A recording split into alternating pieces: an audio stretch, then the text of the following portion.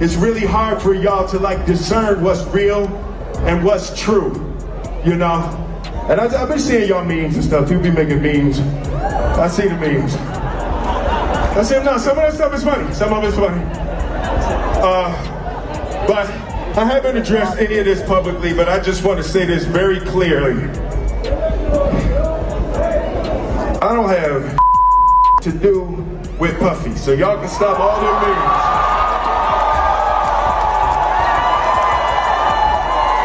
I can stop all of that. I ain't been nowhere near no damn freak off. Listen, I do enough of my own. Don't be putting me in other people's. For years, the industry lived by an unwritten code. Not because the truth was invisible, but because telling it came at a cost. 50 Cent's documentary cracks that code wide open, cutting through years of whispers and replacing rumor with sharp focus. As the spotlight tightens around Diddy and now Will Smith, one reality becomes unavoidable. None of this was ever hidden. It was muted. Silence to protect influence, preserve power, and manage perception. And with Will Smith's name now impossible to ignore, the conversation the industry avoided for decades is finally being forced into the open. Will Smith and Jada tried to pick her up on a threesome and you were going to beat up Will Smith. Is that true?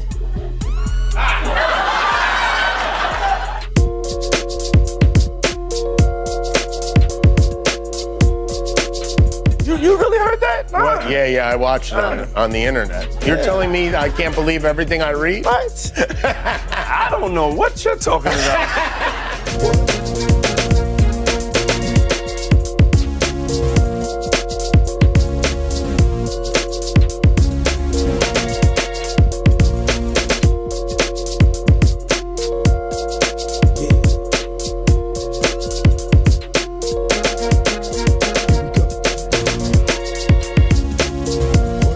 For years, Hollywood ran on a cold, calculated rule. Stay quiet, stay protected, and wait for the spotlight to shift. That rule doesn't work anymore. With 50 Cent's documentary dropping at the exact moment denial is cracking and distractions are falling apart, the industry is being dragged toward an uncomfortable reality. Silence isn't a shield now. It's a liability. It's not happening. You don't understand. Do you understand why he slapped Chris? Did you see in that moment from probably what he was dealing with? What was he dealing with? What the fuck was he dealing with? Something made him slap his brother, man. No, something didn't make him snap anything. He laughed at that bad joke that Chris said like everybody else. And then Jada looked at him and it was like the Manchurian Candidate. Not the Manchurian. Real life. If that shit ain't real life, It ain't real life. Just a real thing. Real life street stars. You know what time it is. Now, I have to ask before we get out, because I don't want to forget it. Your earrings just reminded me of Black Power, Black Excellence, and I just need your take on it because Emancipation comes out in 1 hour. Came out December 9th, which is today's the 9th, right? That's such a fucking below the belt fucking question. No, but I just got It's the only below the belt question that you asked because you already know what's gonna happen. Don't front. We've been down there. Fuck Will Smith. No, wait. He can kiss my ass. Wait. He should have never slapped Chris. I'm not watching the movie. Damn it. It's not happening. You don't understand. Do you understand why he slapped Chris? Did you see in that moment from probably what he was dealing with? What was he dealing with? Shit, I don't know. What the fuck was he dealing with? Something made him slap his brother, man. No, something didn't make him snap anything. He laughed at that badass joke that Chris said like every fucking body else. And then Jada looked at him and it was like the Manchurian Candidate. Not the Manchurian. Not the Manchurian, god damn it.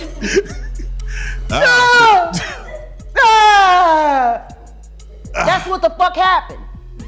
I thought there's a legion of women who said, I'm glad for Will fighting for his woman. Yeah, because they still want to believe that that sham of a fucking marriage is real. Oh.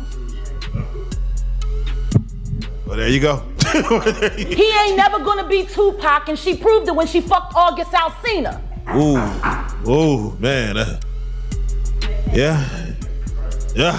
They're both bisexual, they do weird things in their house, and young men have left their house fucking screaming to get away from them in their mentorship. Meek Mills. Bashir Gray? Hollywood once lived by a strict code: stay silent, stay safe. That code is finished. With 50 Cent's documentary prying open old cracks just as excuses fall apart, the industry is being forced to confront a blunt reality. Silence doesn't protect anymore. Delay doesn't buy time.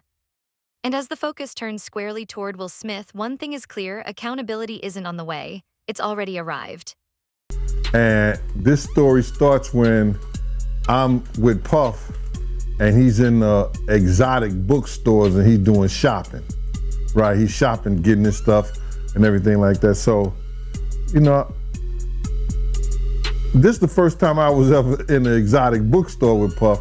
So, you know, I'm giving him his space. He's taking things off the shelves and stuff like that, because they gave him a brown paper bag. When they gave him a brown paper bag, he was just putting stuff in there. So I said, damn, you know, he got to go put it on the counter and, you know, show everybody what he's getting. So as he's going, I'm just looking at the places where he's picking stuff from. So there's one part he picked up some things from up here on my left side. And then he picked like quite a few of them down. I'm like, okay. He put them in the bag. So when I went by there and I looked up there and it said butt plugs. And I was like, hey, yo. I was messing with him. Because people don't understand, you know, we was like friends. He was a part of the same. What stayed hidden wasn't one incident. It was a pattern, a system where status-diluted scrutiny and influence was brushed off as coincidence. Diddy's power was never subtle, but real examination rarely moved past praise, and repetition slowly drained any sense of urgency. This isn't about a single name.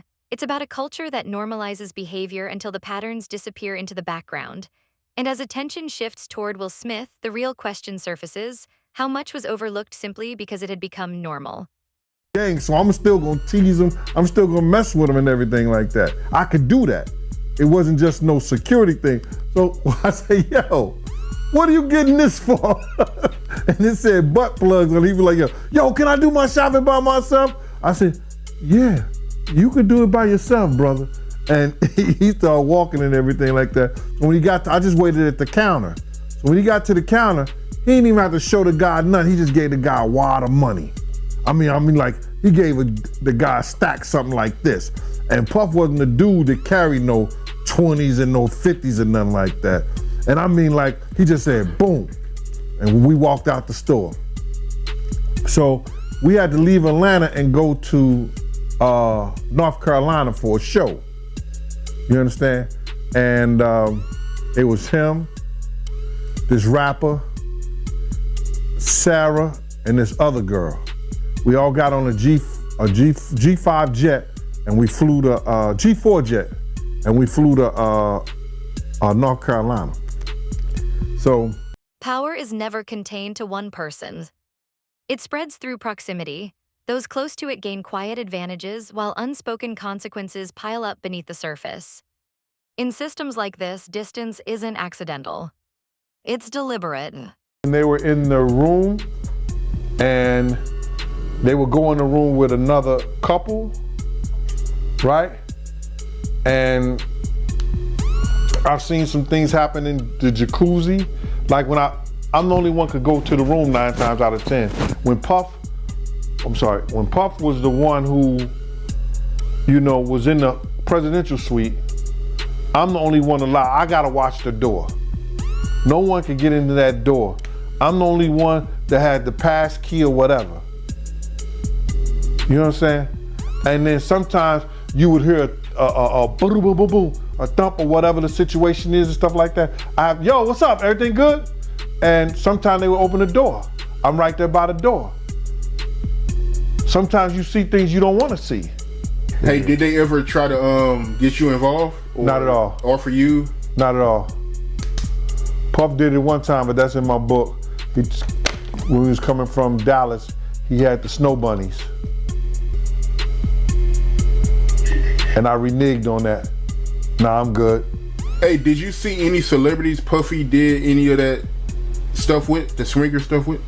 Yeah, I did.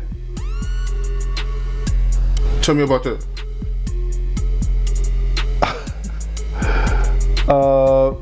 I think I told you about that One time, him and somebody, him, Sarah, and this young girl flew from Atlanta, and they, and flying from Atlanta, we had this artist with us, right? And we were staying in the presidential suite at the hotel. And this particular artist and Puff, they told me, don't let nobody come in the room. So I said, all right, cool. So I propped my chair by the room door. The nearer someone gets to power, the higher the cost of challenging it early. When access brings immediate rewards and consequences are delayed, the problem isn't timing. It's about who ultimately pays the price. Movie Emancipation, how the fuck you gonna play in a movie called Emancipation and you can't emancipate yourself? Ooh. Bars. Cause you trapped in a hole. My nigga, you trapped in a hole. This bitch clowning you day after day after day after day. And once again, I hate saying these things because their children are dope. But Jaden's kind of MIA.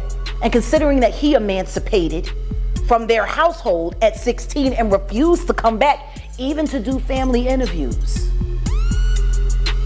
You know? Yeah. Willow's just kind of, she's dope. Too much shit happened in that fucking house.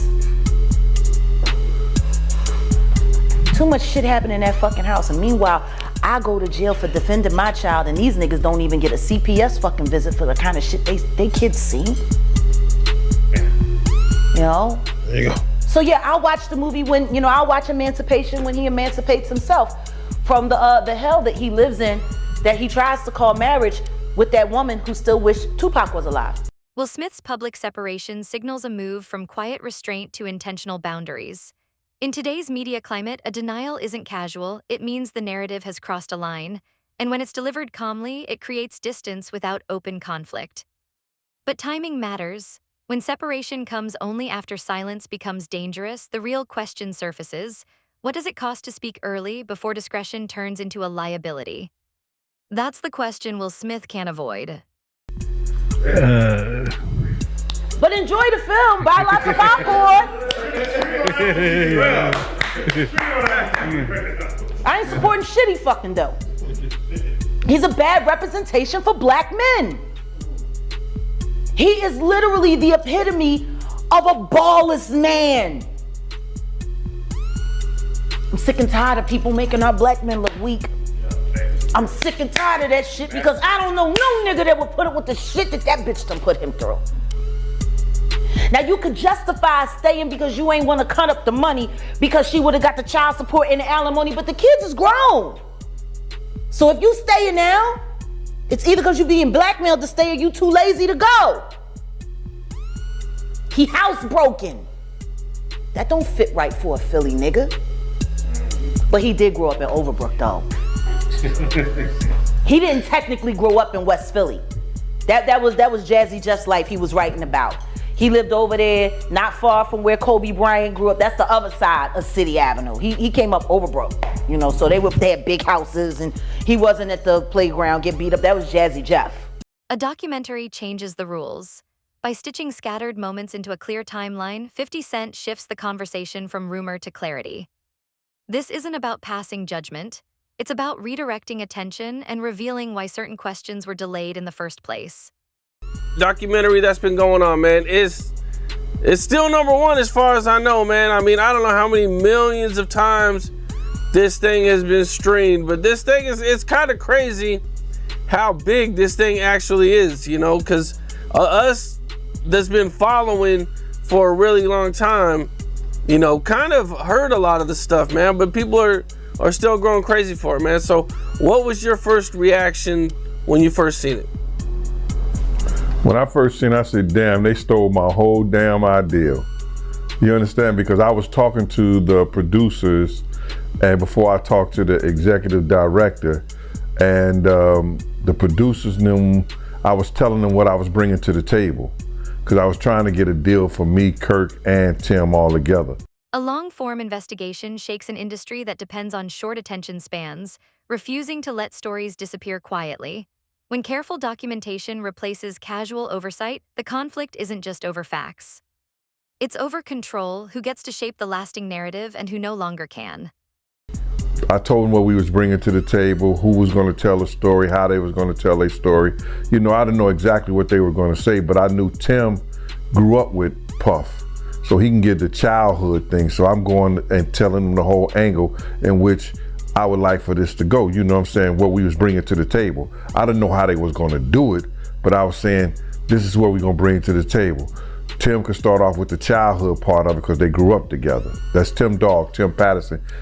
Also, you know, he was the one who was working at Uptown. He was executive over there of A&R and all that other stuff. He went to Island Records. He used to work with over there at Arista, the whole 9 yards. Tim is the one who had the Lost Boys. If you remember the Lost Boys, yeah, you know what I'm saying. Tim was the manager of them. That was his group and everything like that. So Tim had a lot of inside and a lot of stuff to do with Puff. I had a lot of other people I could have brought to the table too. Eddie F, who taught Puff how to work the board and everything like that. Just Eddie F, Heavy D, and the boys DJ.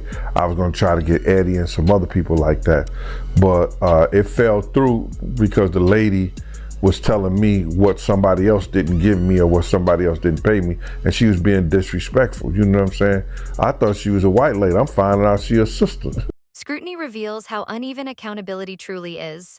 Some face consequences immediately, while others remain protected by reputation and connections.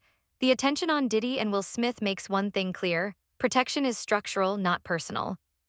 And when accountability only arrives after silence cracks, it raises a deeper question: can a system built this way ever be fair? You know, Diddy has a long list of victims. You know, I mean, you got Cassie, Kurt Burrows, Shine, Little Rod, Mark Curry. I mean, you know what I'm saying? The list goes on of all the people who he's did wrong. You know, out of all the people you've heard of, and all the stories that you heard and the stuff that you know about, you know, who do you think is like Diddy's biggest victim? Who I think Diddy's biggest victim is? Yep. The mothers. Okay. Big's mama. Wolf's mother. The people that lost their sons. They could never get that back. Especially with those are the two people that changed his life. Put him on that pedestal to be a great producer. So I believe the mothers in them that lost their sons are the biggest victims of it all. Man, that's deep, man. That's crazy, man. You know, because I mean, you know, you brought up Big and the mom, and in the documentary they even talk about Diddy not paying for the funeral, acting like he's gonna pay it, but then billing it to Biggie. What was your thoughts on that? When you seen that, were you surprised when you seen that? No, I wasn't surprised, you know, because they said that when Big died, he built the estate. He took it out of Big's his budget. You understand what I'm saying? So yep. I wonder who got the life insurance policy. It was crazy. What's up? This is Cam Capone. We got more content like this coming soon, so hit that like button, subscribe, and stay locked in to Cam Capone News. Examination lays bare the true imbalance of accountability. Some are hit with consequences immediately, while others remain shielded by status or connections. The spotlight on Diddy and Will Smith reveals that protection is built into the system, not given to individuals. And when accountability only arrives once silence shatters, the question becomes unavoidable: can a system like this ever be genuinely fair? What makes you say that? Well, what I said was that isn't it weird that the government was so interested in Diddy's baby oil that they took 1,000 bottles away from his house? If the government took 1,000 bottles of baby oil and somebody had things what appeared to be baby oil, and then you have to listen to the prosecutor. He said that they seized 1,000 bottles what allegedly to be baby oil. Allegedly to be baby oil. So that's telling people that it wasn't baby oil. And people think that that was baby oil, they out their mind. I don't believe it was baby oil. Yo, bro, when they went up in there, they knew what they was gonna find. They knew what was ever in that baby oil or that those bottles that appeared to be baby oil, they knew about that at first. You gotta realize 9 times out of 10, that individual that got caught at the airport, that was supposed to be their carrier, told them what they was doing and what they had. I wouldn't put him past that he told them everything. So when they went up in there, they knew they had to take whatever was out there, and that thing that appeared to be baby oil, they took that. They gotta test every last one of them. Let's see how much, let's see how many of those come back to be baby oil. Bro, listen to me. Costco don't sell that much baby oil. Where you know sell that much baby oil? Yeah, I don't know any store that sell that much baby oil. I know Costco, they came out and said that they don't even sell baby oil. My sentiments exactly. But you personally, right, what do you believe was in the baby oil? If you ever seen a massage parlor being raided and they walking out the people, do they take the massage oil with them when they go? No, they just walk out the people who are. Silence is never accidental, it's currency. Careers advance through alignment and access, while speaking out can mean isolation. The documentary shows how quiet becomes leverage, exchanged for opportunity and reinforced by fear. And when honesty puts survival at risk, the question lingers: just how transparent can a system like this ever be? Deal, let's get right into it. Diddy, he got indicted. You called it, man. A few weeks ago, you was on the platform and you said that he was going to get arrested in September. Yeah, man. Anybody who in law enforcement or people know the law, when Homeland Security ran up into his house, people will tell you, or people knew it was just a matter of time that they was going to indict him and bring him in to see the judge, bro. It was just a matter of time. I just figured out with the grand jury and their different sessions and stuff like that, and then what one of the witnesses told me, I just figured it out that it was going to be around September that they were going to bring him in, bro. People might not understand. It's difficult when you see a brother that has so much promise become an icon as far as in the music business and stuff that he did, to turn around and just tear his whole life down. But it's all because of his mentors and the people that trained him and taught him the music business. You know, it's all about the people who trained and taught him the music business, because Puff wasn't, he wasn't born a monster. You know what I'm saying? He was made into a monster, brother. Do you understand what I'm saying? He was made into a monster from the stuff that happened to him, the things that he had to do. You understand? The things that he had to do to become who he is. You know what I'm saying? You know, it's like this, brother. You never like something so much that you can't do without, and you never be willing to do anything to get where you want to be at. You gotta have principles, you gotta have morals, you gotta keep with that stuff. And in that music business, a lot of that stuff get thrown out the window. You understand? And that's what happened to him. He started doing the things to other people that was done to him. To keep it frank, he was doing the things to other people that was done to him. And it is what it is. You gotta know better. And if you know better, you will do better. When he was in New York City, he was like that Gecko from the Geico commercial.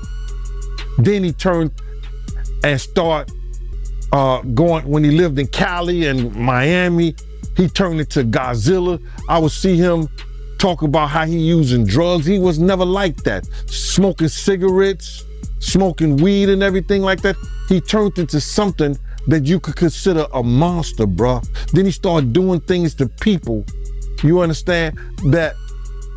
This story doesn't end with a denial or even a documentary. It signals the beginning of a reckoning.